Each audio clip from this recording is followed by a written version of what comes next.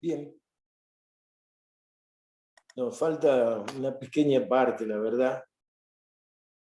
Un poquito de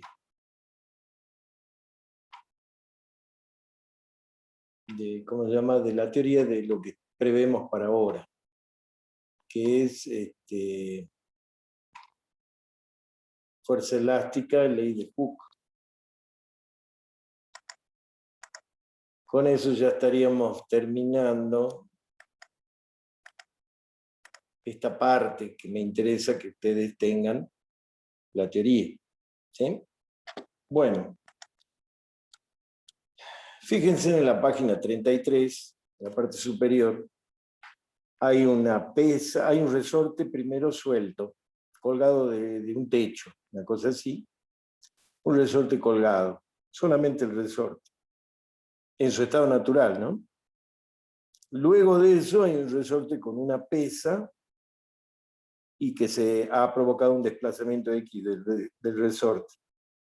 Y luego dos pesas que provocan un desplazamiento 2X vertical del resorte. Lo mismo en la horizontal.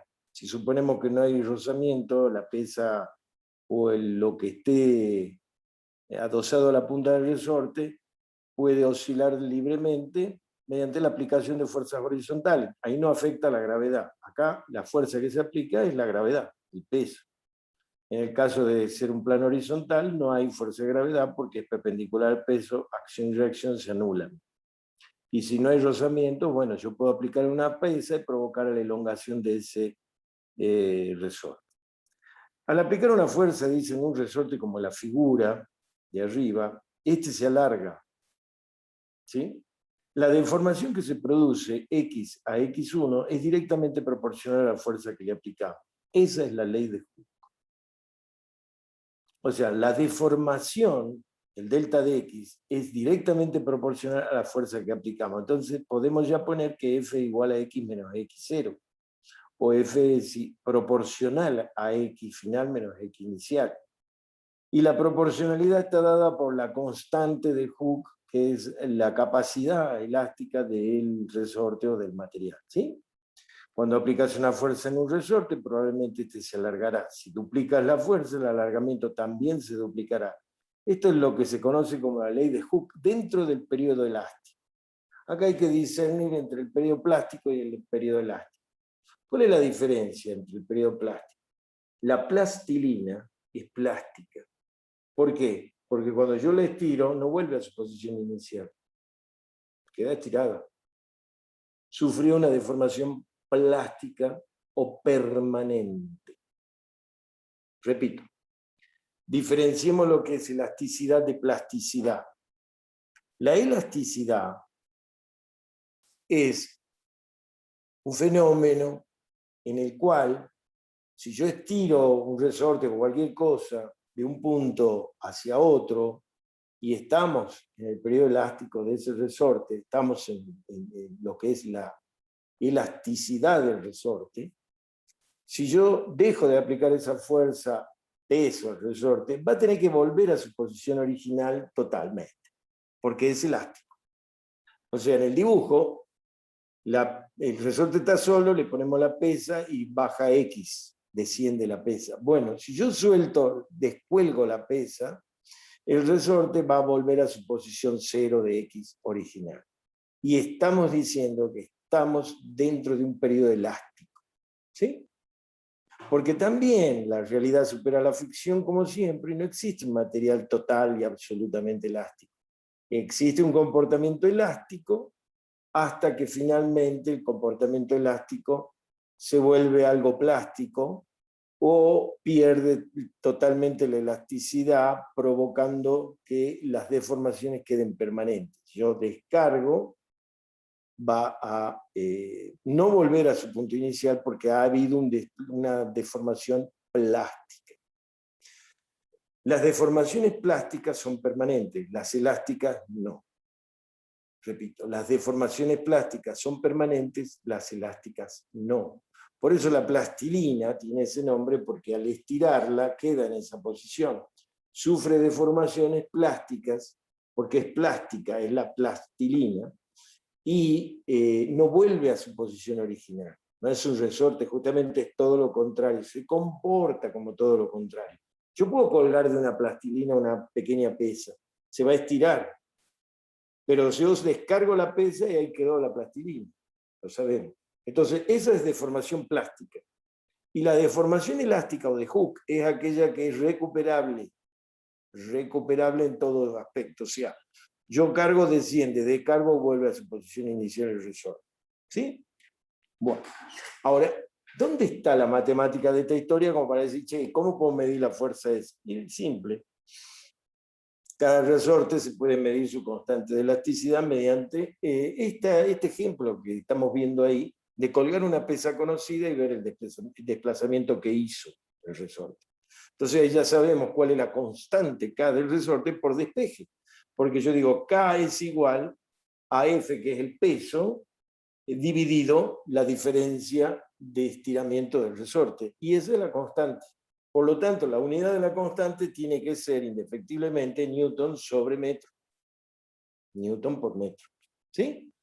Entonces, es sencillo el concepto porque guarda una proporcionalidad lineal la constante elástica del material, dentro de ciertos rangos. Si yo lo cargo mucho el resorte, le puedo provocar, por un lado la rotura, o por el otro lado una deformación permanente, una deformación plástica. ¿Por qué? Porque le excedía la capacidad elástica del resorte. No todos los resortes en la naturaleza que se fabrican, no todos los resortes son perfectamente elásticos. Hay algunos que si uno pasa cierto periodo, chao, aparecen deformaciones permanentes o plásticas, las cuales no se recuperan una vez que el resorte soltó. Esa es la causa de que muchos resortes se fatiguen o se rompan. Se rompe por fatiga, se dice, cuando actúan muchas veces. El resorte de una válvula de admisión o escape de un motor, esa válvula tiene que abrir y cerrar tantas veces por segundo que, bueno, puede llegar un momento en que el resorte se rompa. Porque se fatigó, llegó un momento que no aguantó más, se deformó tantas veces, el calor del motor y todo eso, afectó el resorte y chao. Con el tiempo, las válvulas no cierran muy bien, no son rápidas y los motores fallan. Eso también es una particularidad de un resorte que ha perdido su capacidad de funcionar correctamente en el periodo elástico. Bien. Esto es lo que es la ley de Hooke, en donde una fuerza se vincula con una constante elástica de un resorte o de un material elástico. ¿Sí? Entonces, F es el módulo de la fuerza que se aplica sobre el muelle o resorte. K es la constante elástica del muelle o resorte que relaciona la fuerza y el alargamiento, como vimos. El espejo K, mido el peso de la pesa y el desplazamiento del resorte y puedo tener un valor de K. Cuanto mayor es el valor, más bajo costará estirar el muelle o resorte. Depende del muelle o resorte de tal forma que cada uno tendrá su propia constante K. X0 es la magnitud del muelle o resorte sin aplicar la fuerza, o sea, el desplazamiento, el largo del resorte sin fuerza. Y X es la longitud del muelle o resorte con la fuerza aplicada o la longitud final. Si al aplicar una fuerza deformamos permanentemente el muelle, decimos que hemos superado su límite de elasticidad y hemos entrado en el periodo o en la zona de la plasticidad. La proporcionalidad de esta ley se cumple dentro del campo elástico, lo que habíamos dicho anteriormente. Esta ley recibe el nombre físico del inglés Robert Hooke, contemporáneo de Isaac Newton y contribuyente prolífico de la arquitectura. Esta ley comprende numerosas disciplinas, siendo utilizada en ingeniería y construcción, así como en la ciencia de los materiales. Cuando estudiamos la resistencia de los materiales, la deformabilidad, bueno, lo hacemos con Hooke, y dividimos las resistencias y los estudios en dos grandes análisis. La de la resistencia de los materiales en el periodo de elasticidad y la de la resistencia de los materiales en la plasticidad, cuando ya ha perdido la capacidad de recuperar forma o de absorber fuerza. Por eso los diagramas de tensión de una barra de acero sometida a tracción, una barra yo la estiro con una máquina hasta romperla, un hierro de construcción del 8, del 10, del 12, del que se me dé la gana, lo pongo en una máquina de estiramiento y de medición de fuerza, y va a haber un periodo en que va a haber proporcionalidad entre la deformación y la fuerza aplicada. Va a haber proporcionalidad. Se dice que ese es el periodo elástico, onda Hooke, porque es una constante, K es una constante en una variable X. Es la ecuación de una recta. Bueno, tan acostado, tan parada, resiste más o resiste menos ese resorte. Entonces, esa proporcionalidad se va a dar hasta un punto en el que empieza a fluctuar dentro de un valor horizontal de fuerza. Quiere y no puede, quiere y no puede, quiere y no puede, quiere y puede, no puede, puede, no puede. Fluye en la deformación sin absorber prácticamente fuerza. Ese es el periodo plástico. Y finalmente, es como que se reacomoda internamente, sube un poquito la resistencia y ¡pum!, se produce la rotura del hierro. Ese es un comportamiento típico de un hierro de construcción. Dado ese comportamiento, mediante la aplicación de la ley de Hooke, uno estudia el dimensionado dentro del periodo elástico casi al final, la resistencia de los materiales ahí, o los mantiene dentro de ese periodo elástico, toma un valor medio, o por ahí, de la resistencia, o toma el valor plástico de la resistencia, en donde ya termina su capacidad, lo dividimos por un coeficiente que en este caso puede ser, no sé, un 30% menos, y decimos que con eso estamos seguros que no vamos a llegar al límite de ese material. ¿Por qué? Y porque después toma un poco más de fuerza. También le da Por eso no se caen tantas construcciones hechas por los albañiles que no tienen ni idea de vigas y columnas, porque el hierro en realidad tiene un margen importante de resistencia cuando se hace dimensionado. Entonces, por eso la necesidad de nosotros conocer y profundizar un poco en el concepto de elasticidad y plasticidad, resistencia a los materiales, porque en parte también las fuerzas aplicadas en piezas como vigas o columnas deben resistirlas. Y para eso está este tema de la resistencia de los materiales. Dice, característica de la fuerza elástica. Su dirección sigue el eje longitudinal del resorte. Su sentido es contrario a la deformación que sufre el resorte. Su módulo se puede obtener mediante la siguiente expresión, lo mismo que dijimos recién. Fuerza elástica, por eso la E inferior, es igual a la constante de elasticidad del material por el desplazamiento sufrido por el resorte. ¿Bien? Tengamos en cuenta estos conceptos porque son importantes para entender qué es lo que pasa con una pieza cuando yo la quiero definir para que me resista el peso de un termotanque solar. Una viga, verificar en una casa, che, lo voy a tener que poner en esta viga, pero no sé si me va a aguantar los 200 kilos, los 100 kilos de agua que tenga arriba, más los 50 de la estructura del termotanque. Entonces, para esto es toda esta historia. Buscamos los conocimientos necesarios como para que verifiquemos un poco y no provoquemos un desastre al poner en un lugar que no sabemos si va a resistir o no va a resistir, que no sea una cuestión, tampoco que no tengamos idea de poder hacer una verificación de cómo hacerlo. Bien, luego de la parte de elasticidad tenemos la fuerza de rozamiento. Muy importante, teniendo en cuenta que estas fuerzas son las que disipan energías. Disipan energía. ¿Quiénes? La fuerza de rozamiento. Aires, cuerpo, lo que sea. Les repito, cuando un vehículo, yo aprieto el embrague, pongo un punto muerto y lo dejo seguir, va a recorrer a una velocidad inicial de 40 km por hora, va a recorrer una distancia x0, por ejemplo, y se va a parar. Pero si yo al mismo auto le corto la corriente al motor mediante la llave y lo dejo en la marcha que estaba, a 40 km por hora, va a recorrer una menor distancia. ¿Eso qué significa? ¿Que alguien lo frenó? Sí, el motor lo frenó. ¿Por qué? Porque el motor ya no generaba potencia, al contrario, consumía a través de los rozamientos internos del motor y de las compresiones de los cilindros. ¿Entienden? Ahí es donde al mover toda esa parte mecánica del motor, los rozamientos internos frenan también, y frenan. También frena la compresión sin explosión, bueno, eso es la parte más importante del frenado del motor. Pero los rozamientos también de toda la caja, de todo, qué sé yo, y de todo el motor. Eso también frena. Y ahí aparecen las fuerzas de rozamiento. ¿Cómo la podemos estudiar? Bueno, la fuerza de rozamiento es aplicada y contraria al movimiento, y que depende de la calidad de la superficie del cuerpo y de la superficie sobre la cual se desliza. Bueno, deslizar o girar en un cojinete es más o menos lo mismo. ¿Qué pasa en un cojinete de una biela? Cuando gira el perno hay fricción. Hay fricción. Lo mismo cuando se desliza una caja sobre una superficie plana, o mi mano, mi dedo sobre el brazo.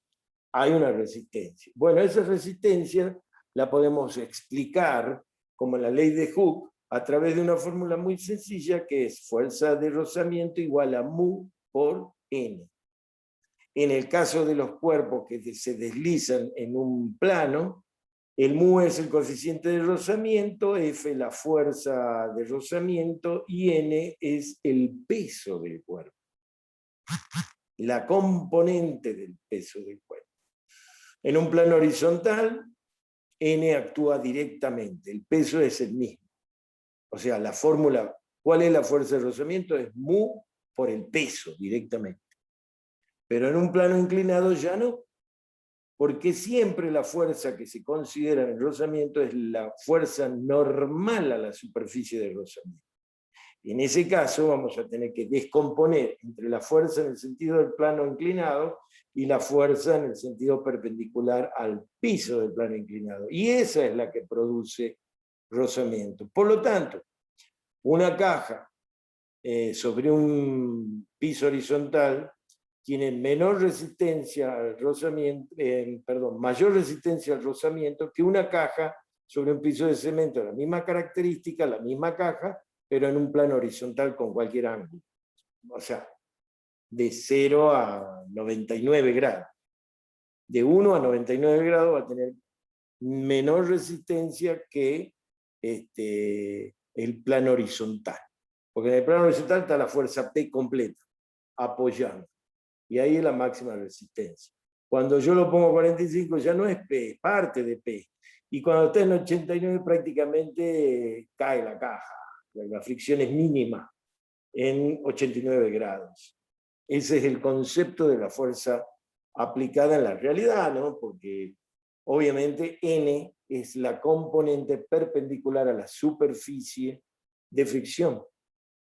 Recuerden esto, es lo único que tienen de difícil para entender, decir, bueno, tengo que descomponer la fuerza en un plano horizontal, porque la fuerza de rozamiento que tengo que poner en la sumatoria sobre el eje del plano horizontal no es la del peso del cuerpo, sino es la componente perpendicular al plano inclinado. ¿Sí? Y ahí es donde todos metemos la pata y no sabemos qué hacer. ¿Cómo es? No puede ser la fuerza. ¿Por qué multiplicada? Ni saben por ahí que es multiplicada por el coseno del ángulo para sacar la componente perpendicular. Pero acá está la explicación. Por eso les digo, piensen claramente en los conceptos, sirven para no meter la pata. La fuerza de rozamiento es aplicada y contraria al movimiento, y que depende de la calidad de la superficie del cuerpo y de la superficie sobre la cual se desliza. Y esta fuerza debe ser la considerada perpendicular al plano de movimiento. Faltaría aclarar ahí para no meter la pata. Pero habla de aplicada y contraria al movimiento, se supone en el mismo plano de movimiento. ¿Sí? Por eso en el plano original, como la gravedad actúa de otra manera, ya no es el peso total el que genera la fuerza de rozamiento, sino es la componente en el sentido del plano horizontal, perpendicular al plano horizontal, al plano inclinado dado por ese ejemplo. En el caso de deslizamiento en seco, cuando no existe lubricación, la fuerza de rozamiento es casi independiente de la velocidad. Concepto muy importante. La fuerza de rozamiento tampoco depende del área aparente de contacto entre el objeto y la superficie sobre la cual se desliza. El área real de contacto, la superficie en la que las rugosidades microscópicas del objeto y de la superficie de deslizamiento se tocan realmente, es relativamente pequeña. Entonces, el área real de contacto entre ambas superficies es relativamente pequeña. Cuando un objeto se mueve por encima de la superficie de deslizamiento, las minúsculas rugosidades del objeto y de la superficie chocan entre sí y se necesita fuerza para hacer que se sigan moviendo. El área real de contacto depende de la fuerza perpendicular entre el objeto y la superficie de deslizamiento. Frecuentemente esta fuerza no es sino el peso del objeto que se desliza o una componente.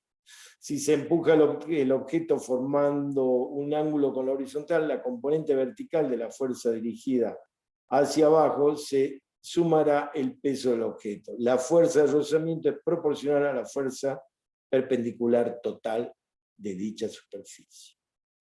Bien, con esto ya queda completo la unidad 1 en cuanto a la explicación, pero si quedan dudas, a su entera disposición. Gracias.